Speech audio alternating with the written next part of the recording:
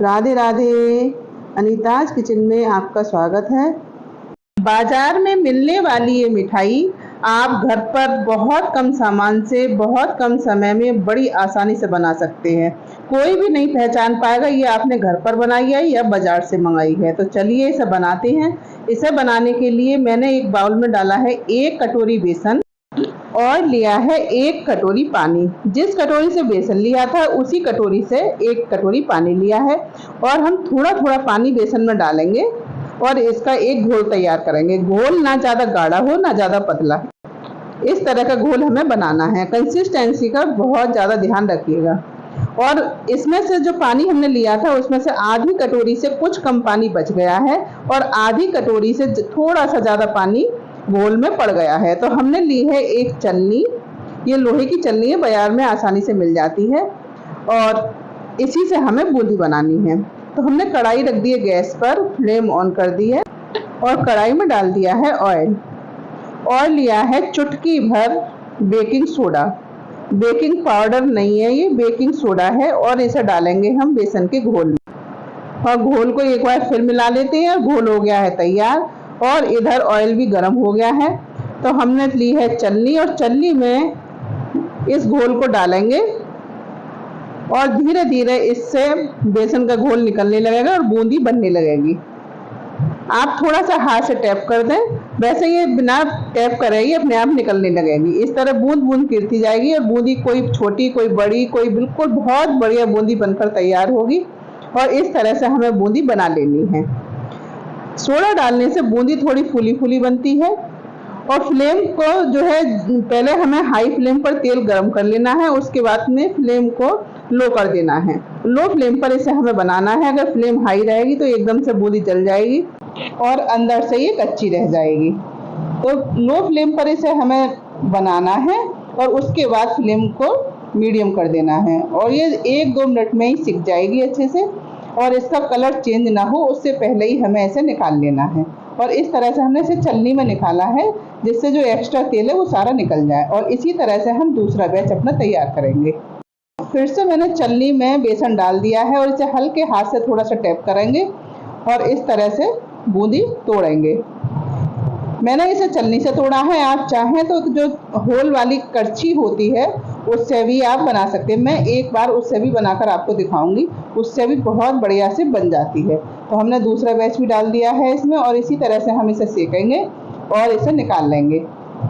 बहुत बढ़िया से सिकी है, बहुत बढ़िया बूंदी बनकर तैयार हुई है और देखिए कितने कम सामान में ये बन गई। हमने 1 कटोरी बेसन का इस्तेमाल करा है और बस ऑयल में सिक रही है। थोड़ी सी हमें चीनी का इस्तेमाल करना है और बूंदी बनकर एकदम से तैयार हो जाएगी।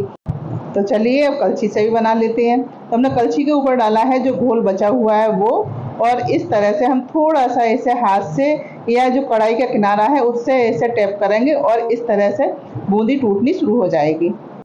लेकिन करछी को आप कढ़ाई के किनारे से बिल्कुल टैप ना करें क्योंकि सावधानी हटी और दुर्घटना घटी। तेल बहुत ज़्यादा गर्म है, कहीं आप जल ना जाएं, इसलिए हाथ से ही कलछी को टैप करें और इसी तरह से बूंदी आप बनाएं।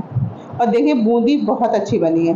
जो कलछी से हमने बूंदी बनाई है वो बूंदी बहुत अच्छी बनी है, एकदम एक जैसी बूंदी बनी है, छोटी बड़ी नहीं बनी है। और जो हमने छलनी से बनाई थी वो छोटी बड़ी भी बनी थी। तो आप चाहें इससे बनाएं या छलनी से। और इसे भी जब सिक जाए तो इसे भी हम निकाल कर इसी छलनी में कर लेंगे। और हमने छोटी छलनी से इसे निकाला है जिससे ये आसानी से निकला है क्योंकि कच्ची से निकलने में थोड़ी सी परेशानी हो रही थी, इस वजह से हमने छलनी से निकाला है। बहुत आसानी से ये निकल आई थी और इसी तरह से हमने सारी बूंदी बना ली है। तो बूंदी हो गई है तैयार और देखिए इसमें घी भी बहुत बिल्कुल नहीं था, बहुत सूखी सी बूंदी बनी है क्योंकि देख रहे हैं आप थाल में बिल्कुल भी घी नहीं है। अब चलते हैं चाशनी बनाने। तो हमने 1 कटोरी में आधी कटोरी से थोड़ी सी ज़्यादा चीनी ली है और जितनी चीनी ली है उतना ही पानी हमने इसमें डाला है और इसको हमें उबालना है। मीडियम फ्लेम पर चम्मच से चलाते हुए हमें चाशनी को उबालना है और इसमें डालेंगे आधा चम्मच जितना सफ़ेद इलायची का पाउडर और चुटकी भर फूड कलर जो ऑरेंज कलर है वो हमने इसमें डाला है और इसे एक बार फिर से मिला देते हैं।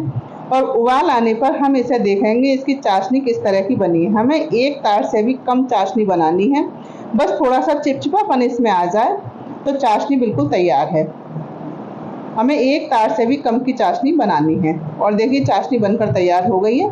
तो हम इसमें डाल देंगे बूंदी, जो हमने छलनी में रखी हुई थी वो हम इसमें डालेंगे और लो फ्लेम कर देनी है और थोड़ा सा इसे 1 मिनट तक इसी तरह से चलाएंगे, जिससे जो चाशनी है वो पूरी बूंदी में अच्छी तरह से मिल जाए। और इस तरह से हम 1-2 मिनट चलाने के बाद गैस का फ्लेम ऑफ कर देंगे और इसमें डालेंगे खरबूजे की मींग। आप कोई भी ड्राई फ्रूट इसमें डाल सकते हैं, लेकिन मैंने केवल खरबूजे की मींग डाली है और सफ़ेद इलायची का पाउडर डाला है। और इस तरह से इसे चलाएंगे। चलाने के बाद इसे ढककर रख देंगे ठंडा होने के लिए। जब ये ठंडा हो जाएगा तब हम इसे देखते हैं और देखिए बहुत अच्छी तरह से जो बूंदी है उसने चाशनी को एब्जॉर्ब कर लिया है, एकदम से बिल्कुल मिल गई है और बिल्कुल भी चाशनी इसमें नहीं बची है।